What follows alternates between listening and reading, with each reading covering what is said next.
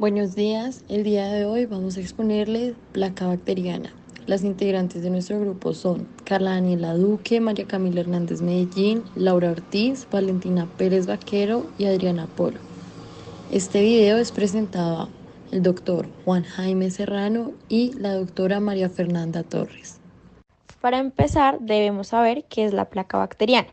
Entendemos como la placa bacteriana la acumulación excesiva sobre la superficie oral de microorganismos procedentes de la flora digestiva. Si no se controla, la masa bacteriana se adhiere a las piezas dentales, las encías y la lengua, dando lugar a problemas periodontales de carácter infeccioso. La placa dental es una biopelícula formada por bacterias y sus productos que aparecen adherida a la superficie de los dientes, como lo dije anteriormente. Esta placa tiene unas características. Es una capa prácticamente imperceptible de textura gelatinosa que se pega a los dientes y se introduce en las fisuras dentales, dañando las piezas y las estructuras gingivales. También se trata de una fina película formada por más de 200 especies bacterianas, agua, células, glóbulos blancos y restos alimentarios. Es la principal causa de las caries y de enfermedades de las encías. Puede endurecerse y convertirse en sarro si no se retira con el cepillado diariamente. Hay diferentes tipos de placas según su localización. Entonces está la placa supragingival, esta está situada principalmente en la margen gingival y se produce en diferentes etapas que comienzan con la formación de la película adquirida, seguida de colonización por parte de bacterias. Está la placa subgingival, esta se localiza en el surco gingival y está presente en unas condiciones selectivas como un pH más alcalino o un potencial óxido de reducción bajo. Además, aquí se secreta el líquido gingival que proviene del plasma y contiene diferentes compuestos como inmunoglobulinas o elementos nutritivos. Por último está la placa radicular. Esta se observa cuando existe una patología previa que deja la raíz descubierta cuando se produce una retracción gingival. ¿Cuántas personas pueden presentar este riesgo? Se sabe que la placa bacteriana es algo que tenemos en nuestra microbiota oral normal, pero existen diferentes grupos de riesgos en los cuales los adultos mayores, personas con una higiene deficiente, que a su vez también tienen un alto índice de consumo de azúcar. Por eso se conoce que el 98% de la población mundial y un 90% de jóvenes entre 5 y 17 años reportan historias de caries dental. Según reportes del Cuarto Estudio Nacional de Salud Bucal, el 54.16% de niños de 12 años presentan caries dental en dentición permanente, incrementándose a un 75.21% en jóvenes de 18 años y a un 96.26% en los adultos mayores.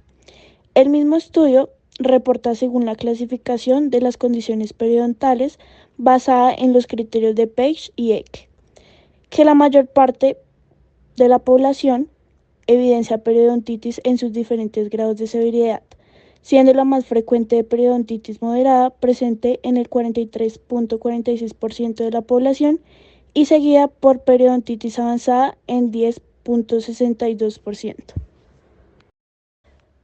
por lo cual se han efectuado muchas investigaciones, tanto en animales como en humanos. Para esto se tomó el control y reducción de la placa dental. Algunas de estas han demostrado que hay una estrecha relación entre la cantidad de placa bacteriana y el grado de enfermedades periodontal y caries. En uno de estos estudios, realizado en 8 monos que habían sido alimentados con una dieta de sacarosa, se observó como una marcada disminución en la cantidad de placa aparecía en las superficies dentales después de aplicar tópicamente durante 7 días soluciones de octenidina y clorhexidina al 1%. Se ha demostrado que tanto la octenidina como la clorhexidina tienen propiedades bacteriostáticas y bactericidas, y por ello son eficaces en la inhibición del desarrollo de la placa dental y de la gingivitis, tanto en animales como en humanos. Bueno, ahora hablaremos cómo la placa bacteriana afecta al periodonto. El término infección se emplea para referirse a la presencia y multiplicación de microorganismos en el cuerpo. Las infecciones periodontales son un conjunto de enfermedades que localizadas en la encía de las estructuras de soporte del diente, como ligamento y hueso alveolar. La placa bacteriana, localizada en el margen gingival, supra y subgingival, es la iniciadora de la enfermedad. En mayor medida, por supuesto, la subgingival, que tiene un mayor contacto con los tejidos de soporte del diente. Esta última placa está formada por bacterias anaerobias y móviles, las cuales se encuentran en un área con condiciones muy favorables, como anaerobiosis, pH bajo y potencial de oxidorreducción. Así es como la microbiota es polimicrobiana y mixta. Las bacterias anaerobias gram negativas más importantes y prevalentes en el área subgingival son las Porphyromonas gingivalis. Estas bacterias tienen un importante papel en el comienzo y posterior desarrollo de la periodontitis, participando en la formación de la bolsa periodontal, destrucción del tejido conectivo y reabsorción del hueso alveolar a través de un mecanismo inmunopatogénico. Las bacterias utilizan los azúcares de la comida para producir ácidos, la cual generará un medio acidogénico y favorecerá el crecimiento de las bacterias acidógenas, creando un desbalance, donde se genera irritación de encías y desmineralización, lo que generará caries y daño al periodonto. Las toxinas que liberan también pueden inflamar y dañar el tejido gingival circundante, lo que hace que el cuerpo envíe más sangre a la zona afectada. Esto provoca a su vez que sangren las encías cuando hay cepillado de dientes. La formación de un biofilm pasa por una serie de fases que comienza con la absorción de moléculas del huésped y bacterias a la superficie del diente para formar la llamada película adquirida, que permite que los microorganismos transportados de forma pasiva hasta ella interaccionen mediante fuerzas de atracción de Van der Waals y fuerzas de repulsión y atracción electrostáticas para crear una unión débil. Posteriormente, esta unión se refuerza mediante la aparición de fuertes interacciones mediadas por moléculas específicas en la superficie de las bacterias, adhesinas, con los receptores complementarios de las mismas en la película dental. Con el paso del tiempo, los fenómenos de coagregación de nuevos colonizadores y los de multiplicación permitirán la adhesión firme de las bacterias a la superficie dental. Al actuar sobre el tejido conectivo, las bacterias provocan una serie de reacciones inflamatorias e inmunológicas en el hospedador que se traducen en un acúmulo de células asociadas a la activación de procesos de destrucción periodontal. En estado de buena salud hay un equilibrio entre la agresión de bacterias y la resistencia al hospedador. Al romperse este equilibrio, bien sea por un aumento de número o virulencia de gérmenes, o bien por una disminución de las defensas, surge la enfermedad.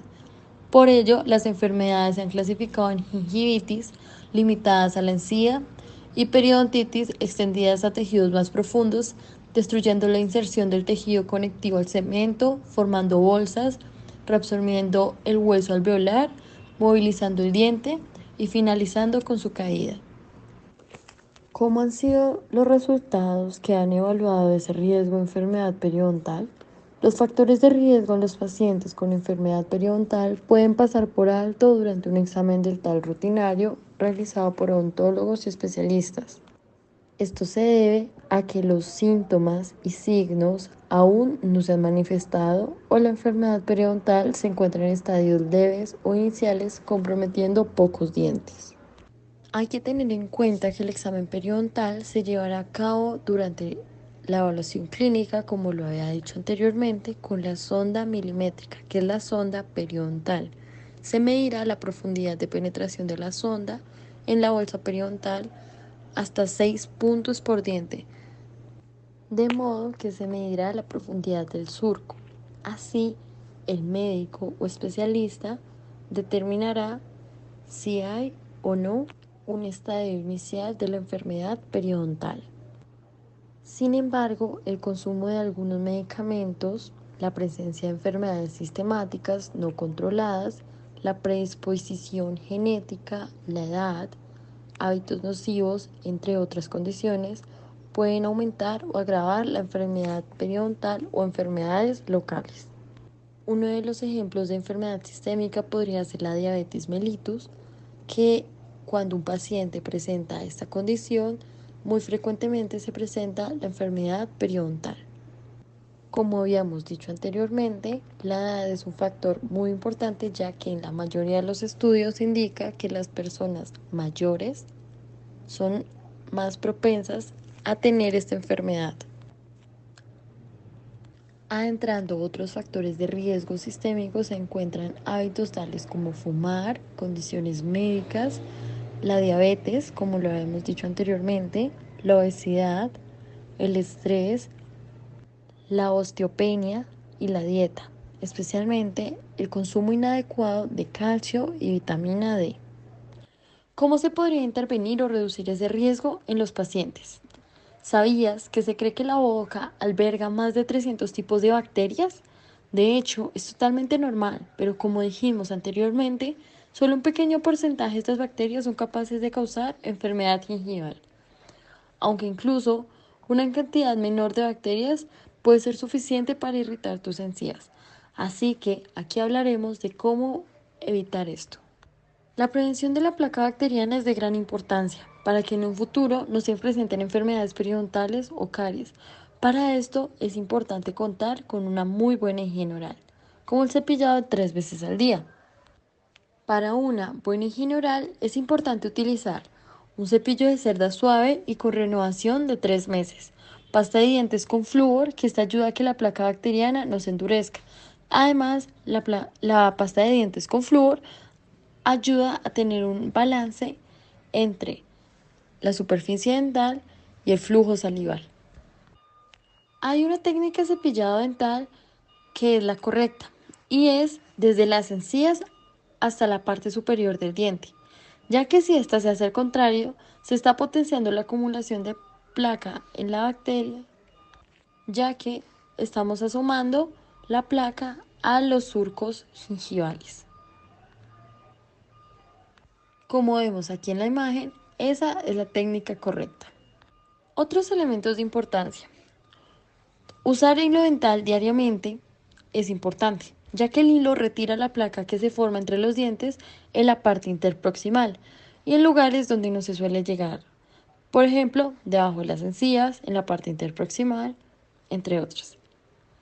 También hay que usar el enjuague bucal. Este se usa una vez se ha terminado el cepillado dental y el uso de la seda. Tengamos en cuenta que el tiempo del enjuague bucal en nuestra boca debe ser de 60 segundos, 1 minuto. Alimentación. Tengamos en cuenta que, como mencionamos anteriormente, el consumo de azúcares hace que el metabolismo de la bacteria sea acidogénico. Así que nosotras recomendamos evitar el consumo de azúcares y ácidos. Y hay que tomar mucha agua para evitar esa acumulación de microorganismos. También hay que evitar el consumo de ácidos, ya que si consumimos ácidos, nuestro pH bajará y será más propenso que habiten en nuestra boca las bacterias acidogénicas, que son las que nos causan el deterioro.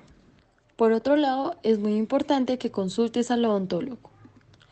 Es importante que un dentista te realice revisiones dentales periódicas para controlar la cantidad de placa bacteriana que tienes en la boca y poder hacer frente a cualquier problema antes de que empeore.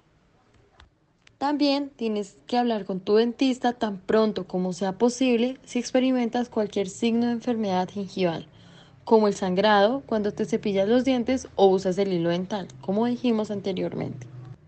Lo ideal es programar una cita cada 6 meses. Muchas gracias por ver nuestro video. Este video fue realizado por estudiantes de cuarto semestre, Universidad del Bosque.